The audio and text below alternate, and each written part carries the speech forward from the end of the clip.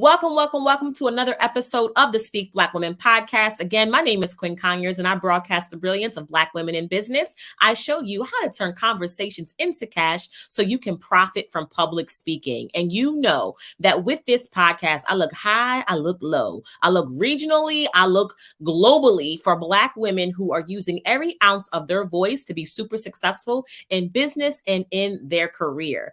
And let me tell you something, I've been blessed to find some awesome and amazing people, right? And this next guest, I promise you, will not disappoint. There's very few times that I meet women and we go together. Like I was like, first conversation, I was like, yes, sign me up. So I'm really excited to have Keisha on. And for those of you who are like, oh my gosh, it's my first time catching the Speak Black Women podcast, welcome. For those of you who've been rocking and rolling with me for the last, year, you are officially family, and I'm happy to have you here. So it's not enough for me just to tell you what the Speak Black Women podcast is. I'm going to show you. And after I show you, we're going to go ahead and bring on our special guest. Stay tuned.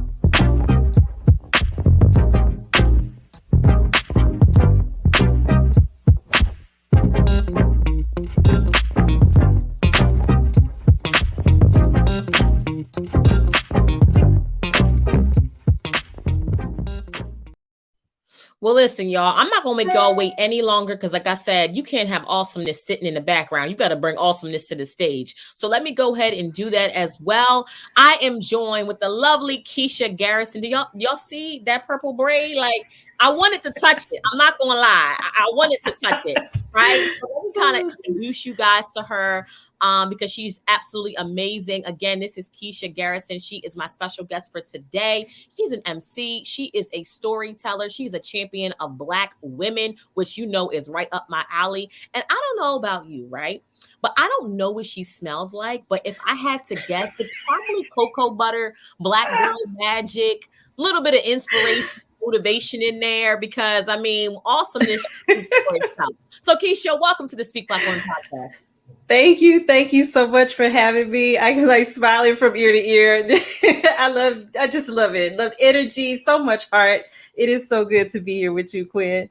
Yes, I wouldn't have it any other way. So, I always talk about different things in regards to Speak Black Woman in this podcast and how we can use our voices in our businesses and our career. And I think you just made a crazy boss move, right? Sometimes we can speak with our words and we can speak with our moves. And you just spoke in what you just did in a shift. So I want you to share with everyone, what you just did recently that really send a loud and clear message about you and what you want to do for you, because a lot of Black women might want to do that, but they scared to do it, and you did it. So let's talk about that.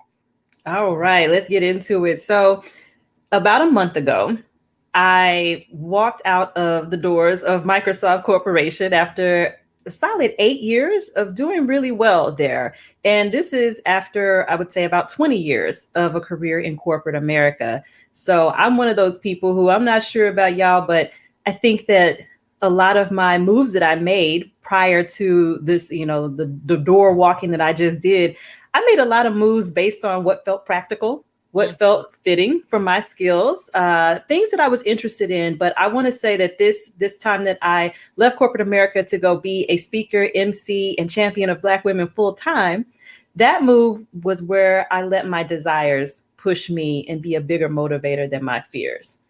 So I made a plan.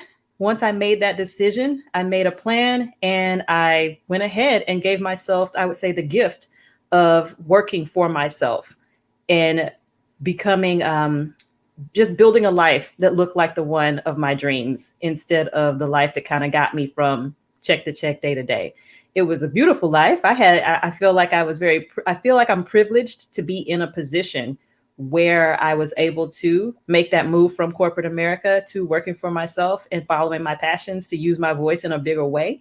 But it really came from learning my voice and feeling like I needed to be able to use more of it all the time instead of using it in service of someone else's mission. Yeah. And sometimes we have to use our own voice to amplify and highlight what we really want to do. So I just want to, just applaud you for stepping out there, and saying, you know what, I'm a bet on me. I've been betting on corporate America for the last 20 years, 8 years in this particular role, but at least I got to try to toot my own horn, to be my own cheerleader, to be my own champion. So I think that's pretty amazing. So, one of the reasons why, I'm not going to lie to you guys, I just was all in love with Keisha was because not only is she a Black woman, she's a Black woman who shares the mic of emceeing like I do. I mean, we know plenty of speakers out here who are keynote speakers, workshop presenters, and things like that. But there was very few people who I know who look like me. Who were like, give me the MC mic, give me the host megaphone. Out of all of the speaking ways that you can do, and we still do training and keynoting, like I always tell people that. But what made you decide to literally grab the mic and make the MC role like a position of priority?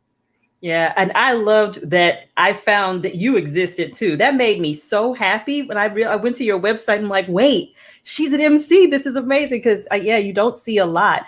I love, I know about myself that I love to connect people to the people, the experiences, the resources, whatever it is that they need to thrive and live their dreams. I love to be the person who's capturing the gems and making sure that everyone else is receiving it too.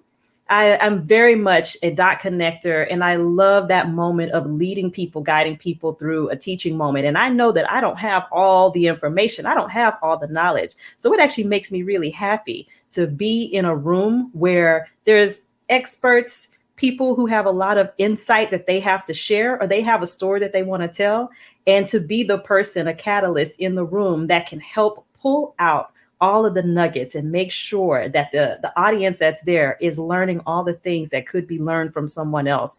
That really makes me happy. And I don't always have to be the one giving a full speech, dropping all the gems and the knowledge on you. I love learning from other people, and I love seeing that moment where other people are learning from those folks as well. So when I looked at that, I didn't realize that being an MC was a job you could have, was a role you could have. I thought to do the public speaking thing, you did have to do the keynoting and the all that had to be, you build your expertise and go speak to that expertise. Once I figured out that there were people being hired to guide experiences to help people learn and grow, I was like, sign me up. This is what I love to do. I started having those opportunities within the context of corporate America. And then once I found the opportunities to do it on my own, it really just set it off in a whole new way for me. I started seeking out those opportunities after that. And now I love it. Yeah, awesome. And it's interesting because, again, the question that I was asked years ago that changed my whole perspective on this industry was, how much do you charge to speak? I'm like, oh, wait, that's a thing? I just was talking because I just like to talk. So it is very much, something that is, you find like I'm good at it and you can get paid for it is just like a whole, another thing. And I really want to highlight that because a lot of people who listen to the Speak Black Women podcast, they are speakers, they're entrepreneurs, they do workshops. And I feel like I just don't want you to stay in a safe bubble. I did a Clubhouse room a couple of days ago called Safe Success versus Stadium Success. And a lot of us, get caught in that safe success. Let me be a keynote speaker. Let me be a workshop presenter. But then you're like, but something's missing. I do like to introduce people. I do like to be connecting the dots. And I want to go over here, but I don't know too many people who look like me in this MC role. I don't know too many people who do that. So we stay with safe success because that's what we know. But sometimes it's going to cause you to step out. And here's the beauty about doing stadium success. Once you decide to kind of step out, do it different, say it different, you start to find your tribe. When I probably wouldn't have found, Keisha and a few others had I not said yes to that piece of stepping out of the speaking bubble into a whole nother direction had I not. So what do you think about, Keisha, as far as that my analogy of safe success and stadium success? Yeah, I do think that doing it different, meaning being true to you and what you specifically want to accomplish and what would specifically light you up, as opposed to chasing what may be said or may be viewed in the mainstream as what success looks like. It makes a difference night and day in your happiness and your day-to-day sense of fulfillment in just how you feel going through your life. I am very big on knowing who you want to matter to, or why you want the thing that you want. You want the stadium, like, why do you want it? Does that truly make you happy, or did someone else plant that dream inside of you because it looked good on them? I am very, very clear about not chasing things that I don't think will actually serve me or my values or my mission. I want to know why I'm chasing a certain thing. I use awards as an example when I talk to people, and just some coaching folks about, defining their goals or defining themselves. If you are chasing an award, know why you want that award. Many awards are decided by people who, speaking as Black women, they don't look like us. Right. And so when you're chasing an award, understand that it can be a tool for, showing a level of credibility, showing some reliability for your business or what you offer. But the minute you try to start to tie your worth to whether or not some board of people who probably don't share your values, who probably don't have the same goals or mission alignment as you start tying a sense of worth and success to whether or not those people thought you were worthy of the accolade that they hold and that they give out. I look at people and say, like, why do you want that success, and what is it meant to do for you? Because the true day-to-day experience of living your life sits with you. Yeah. And you got to work for that purpose and that joy, not necessarily for all of the outer perceptions of what success can be, because that can light that person up for a whole nother reason. Right. No, that's good. I mean, on so many different levels, and like, ask yourself, why are you really doing, what you're doing? So no, just great insight and great wisdom. And I can tell, you've done some self-reflection. You went on this journey. I'm sure you did before you decided to walk away from your 8-year job. You probably had to get real comfortable and close with who you is what I said. Absolutely. Able to say that. Now, I am going to, mention something that's obvious, but also dig a little bit deeper. And this is part of why I became like your cheerleader and champion. You guys see her purple braid, right? Which I absolutely love, right? So when Keisha and I first connected, I think I had purple locks, and these are red right now. Yeah. I don't know, right? But it's so interesting because, again, sometimes you can use your voice and speak without saying a word. Had I been in corporate America, I probably wouldn't have done this. I don't know if Keisha would have walked into work with her, purple hair, but there's a liberation that comes when you are doing your own thing.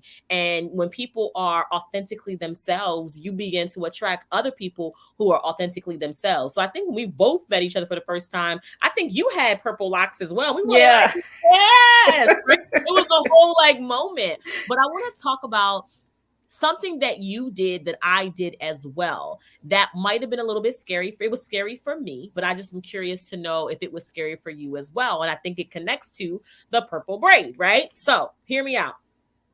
On your website, which is amazing, I got to share it with everybody. At the bottom, it's KeishaGarrison.co. I had a .com at it, so I caught that and I changed it, right? It would redirect. I'm thorough.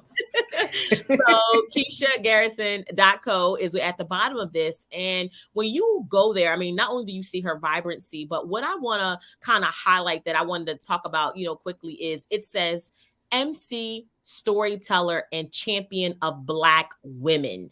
And that was very intentional. Front page of her website. So I want to know, why not women? Why not women of color? Why not minority women? Because in this day and age, everybody want to be politically correct. But the fact that you was deliberate and intentional, I was like, that's my tribe, right? So why with a capital W did you intentionally choose to celebrate Black women? Whew. Yes. Let's talk about it. And I feel we never get, a lot of sun in Seattle. So I feel, and it was like shining directly on the purple braid while you were talking. I felt so passionately about making sure that I kept Black women at the forefront as I made this step in my journey, because I wanted it to be very clear about the perspective, the place where I'm coming from, and the people who are driving a lot of my why. I do feel like I grew up as a dark-skinned little girl in Oakdale, Louisiana, facing a lot, having to overcome a lot of of just the programming that they put on top of everybody that makes them and us be really hard on Black women. And just after going through this whole journey of life to this point, at this point, I'm 41. I had to do the math real quick. I've lived these 41 years of life and seen how harsh the world is to Black women. And then every time, or no, not every time, but oftentimes, when people step out and say, I'm going to advocate for Black women, there's almost an immediate like, well, what about all the other women? What about this? What about that? And I'm just like, but what about us? Who is going to stand for us? And I find that most times Black women, we have to be our first and best lovers, because there is so much harshness happening around us, directed towards us. And I do find that if I solve a problem for Black women, inevitably, I'm probably solving it for a whole bunch of people too. People are going to benefit when we make the world better for Black women. Because if I think to myself, okay, you need to learn how to love yourself, because you hating you is making you crap upon us. If part of my work then helps other people become more whole in themselves, so they don't need to dump on Black women, that's helping a lot of people. That's going to help women. That's going to help all sorts of folks. So it's almost like that. I'm solving for people that I have an experience with, and I have the experience of being, and I see how hard it is for us. I see what happens to us in corporate workspaces. I see what's happened to us in school systems. I see what happens to us in the hospital. How many of us have the story where we have been ignored for the pain that we have and had to get to emergency surgery before something happened. We have so many specific experiences that keep repeating as Black women. And I don't feel like diluting my focus on those things. I just don't. And so that's the joy and the power of being able to say, well, what if my work was aligned to my core values and the things I care about? Every company has a set of values and they have a mission, and we all get in there and we get that salary and we work towards that mission. When I decided what's my company of one about, it was about things that really matter to me, and the experience that Black women have on this earth is very important to me. Absolutely. And yes, it's interesting because when we choose us, we're always looked upon as, why you just don't limit yourself? Why are you focusing on Black women? But companies, brands, organizations choose us all the time to market. So we're tough, you know what I mean, to take our money from other people. But when we market to us, when we choose us, that's a problem. And, you know, I proposed to the Black woman a long time ago. I got down on one knee and was like, listen, I want to go with you. I want you to understand that I got your front, I got your back, and I will be an example and shatter that misconception or that stereotype, you know, that people or society and sometimes even social media gives us, you know. And, you know, I say all the time that, you know, sometimes I try to struggle where I fit in, because I'm not necessarily, I tell people I can go from saved to savage, right? Go from practical righteousness, right? But, you know, it's like the people who I admire sometimes are not always celebritized. They're not always, you know, like Michelle Obama is a beast. Like, she really is. But she might not always, in my opinion, get the love and support because she's not fully exposed, right? We give these crowns, we give these pedestals to these Black women who are literally shaming us. And like, you have a full-fledged platform and you throw in drinks in this space. Like, nah, that's not what we do. But that's how people are going to approach me and approach you, because that's what they see televised. So I choose Black women to show people that we're articulate. Why are you surprised I can put a sentence together? Oh, yeah. You know, it's interesting to me. Like, oh my gosh, she's so well spoken after all this time. Like, I mean, I can't. So I just love the fact that you are a cheerleader. You are a champion for us. So let's talk about what's next for Keisha. What is next? You are out here. You are the CEO, the Chief Everything Officer. You are fabulousness. And you're like, okay, I just did this. I just did a thing. What do you have going on? What are you planning? What are next steps to kind of really amplify and highlight your voice? Well, I have to say, I want to answer this question, but I do want to answer something that you kind of proposed a moment ago as well, if you don't mind. Yeah, you were saying, would Keisha rock the colored hair and the braids and all the things in corporate America? And I did. I Okay. took those folks on a hair journey. And there was blue hair, there was rainbow purple and pink hair, it was green. I went through so many colors and haircuts. The test of is that the same black woman got issued on a frequent basis because people had to quickly download, like, well, what is it today? Different, like I did all the hairdos and I got a lot of interesting comments, but it did come from a place of me feeling good and excited about that's just part of my accessorizing, but also the advocating and affirming black women part of things definitely played a part in how I chose to show up and keep on showing up in those types of ways at work. Because the more I got, I would say, credibility inside of the corporate arena, the more responsibility I took on to make sure that I was providing more cover for other younger black women in the space. Love it. So when I show up and I got this hairdo, but I'm the director of what and the whatnot, then the new sister who's coming in, maybe it's like, oh, so I don't have to blow it out every day and do all these things and whatnot. Okay, Keisha wore her afro today.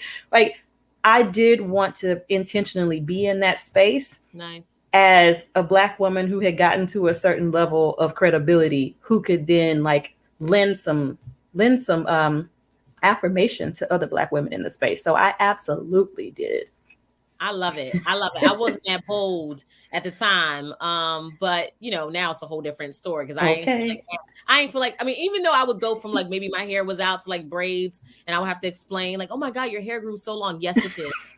Yes, it did. I don't feel like it with you. All right. So listen, this is So a close. I'm loving this conversation. How can people connect with you if they want you to be their MC, they want you to speak, or they want you to maybe do some coaching or training? Like, how can people connect with you beyond the podcast? yes, reach out to me at KeishaGarrison.co. Also, you can find me on Instagram. I'm pretty active there. Keisha_Garrison is my handle on Instagram. And book me. I am ready to show up at the function where people are leading conversations or events that are helping shift mindsets. We can be better to ourselves and others. I'm there for those learning and growth moments. Though that's where I'm focusing a lot of my energy right now. I have many shows coming up where I'm working with artists who are trying to do fundraisers in the community, with organizations who are trying to raise money for women in their community. I am showing up for a lot of these mission-driven moments and just building my post corporate America repertoire of clients at this point. And you can also find me inside the Love Nation app, which is a really cool thing that I'm being a part of, where every month I'll be hosting some soul care sessions inside of Lovey Ajayi's Love Nation app. So that's something that's really close to my heart, all about making sure we're being good to ourselves. I love it. I love it. Love it with a capital L. So listen, y'all, you just heard, you can go to KeishaGarrison.co, or if you want to connect with her directly, send her an email. She's also on all the social media platforms. So Keisha, hang around just for a second. I'm going to close us out and come right back to you. All right, y'all. As you can see, I told you. I mean, I told you she was a vibe, right? But you can just see that she is a whole vibe, and I absolutely love how she is just showing up for us. I love how she is now using her voice, beyond her career. So some of you might just got the inspiration, motivation that you need. Like, it's not always easy, but sometimes you got to bet on you, and you can do that with or without saying a word. You can tell somebody, you can show somebody. And when you write that resignation letter, you showing them better than you can tell them. So I love everything about this. Don't forget, if you love this podcast, make sure you go ahead and leave us a review. You can actually listen at your leisure. Just go to the podcast app on your iPhone or your Android and download. And also go to speakblackwoman.com. You can learn about some of the upcoming events and episodes that we have, as well as you can shop Speak Black Woman merchandise. Again, my name is Quinn Conyers. It's been my honor and pleasure to be your host of this particular Speak Black Woman podcast. You just heard from Keisha Garrison. And again, if you want to connect with her, you can go to KeishaGarrison.co. Until next time, remember that your voice is your most powerful thing that you can use to be super successful in business and earn ridiculous revenue. I'll talk to you next time.